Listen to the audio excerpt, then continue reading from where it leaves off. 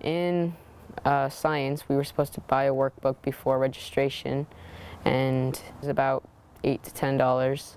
And when you purchase it, they give you a receipt, and when you give it to the teacher, they'll give you your book.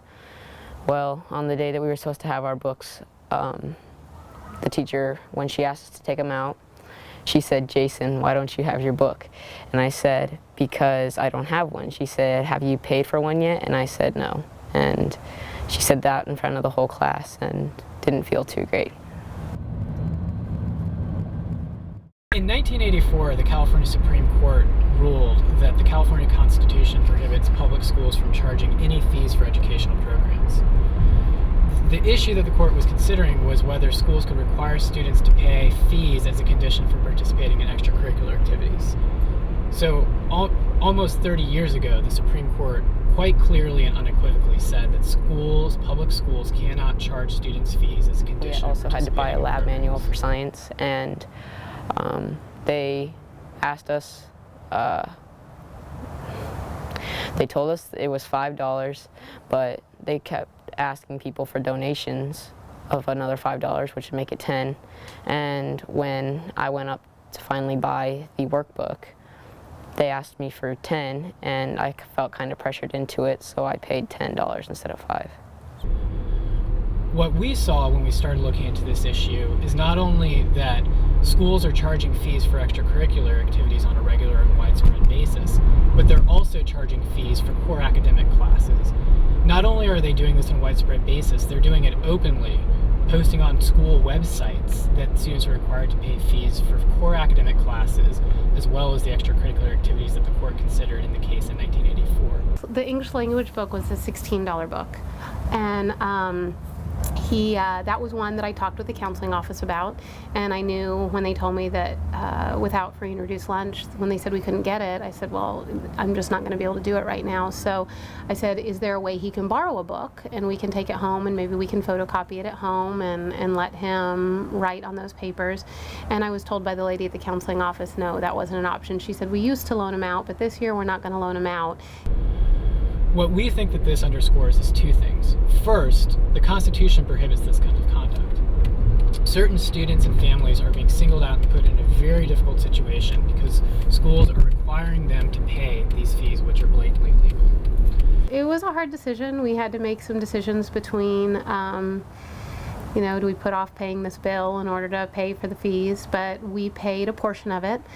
We paid for a $5 binder that was required. It's like a Daily planner. A planner that they have to do, and we paid the $5 for that. We paid for the language workbook, Mm-hmm. and then and that was all we could do. So he had help from his grandma pay for his science book, and we still haven't paid for one of the other language books, one of the foreign language books.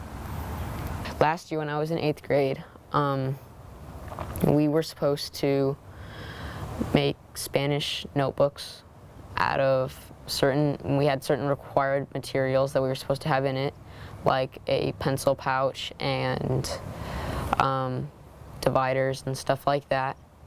And I had one made differently than everybody else. I kind of used a binder and put my notebook in it, and like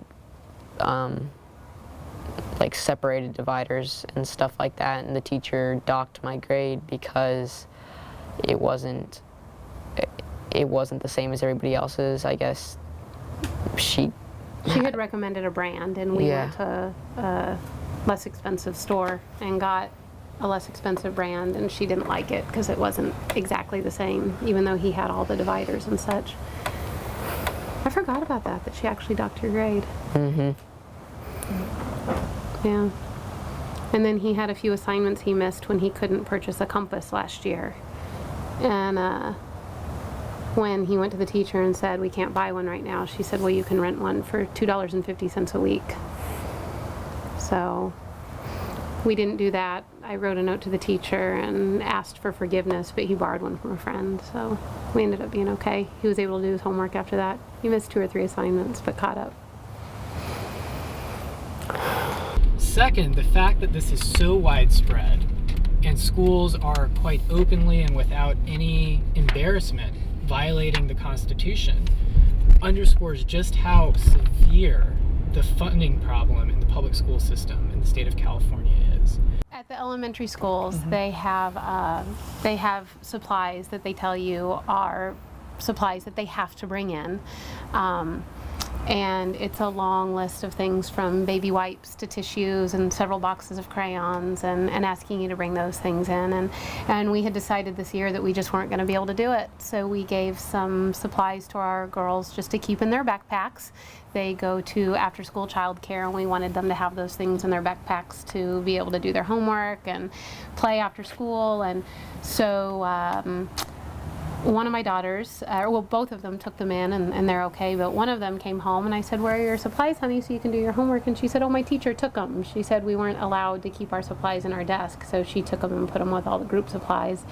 So she was a little discouraged about that. We didn't confront the teacher on it because we just thought, well, it's part of what everybody's doing, but we're a little disappointed that we're going to have to replenish those again. Weren't a lot disappointed, I guess. You can't just go to the store and buy a lock for your locker. And that's the high school too, right? We had to pay $10 per lock for your regular locker and for PE lockers. That has to be an actual school lock. That's at the middle school. Also minder binders at the middle school. What about PE uniforms? PE uniforms are $21 to buy a PE uniform, and our middle schooler is wearing his clothes from last year because we didn't have the $21 to spend on PE clothes. And since we're not on free and reduced lunch, they wouldn't. Actually, I think it had to be free lunch. It was the lower standards of income in order to get help with the PE clothes. So he's having to wear his PE clothes from last year, and he's a growing boy, so they're kind of small on him. They require those clothes, and you have to buy them. I don't like the kids to have to feel the shame of telling the teachers that they can't buy the supplies or they can't bring the supplies, so I tend to be the kind of parent that goes to the school and talks to the school about it. Some people make it easier than others, but I get a knot in my throat every time I have to talk about it and just feel shame, and so I feel like it's going to bring a stigma about my kids for having to be the kids that can't pay for their supplies. And then there have been other times where we've just been turned away and said, no, you can't get it for free. You know, we couldn't get new PE clothes for my son this year. We couldn't get the workbooks for Jason to be in school, or to him to have for class. And then there's a lot of activities that they can't participate in because of the upfront fees for being able to participate in those activities. So it's disheartening as a mother to have to feel like that, especially when, you know, we've got two parents working in the family. You'd think that we'd be able to do the basics, but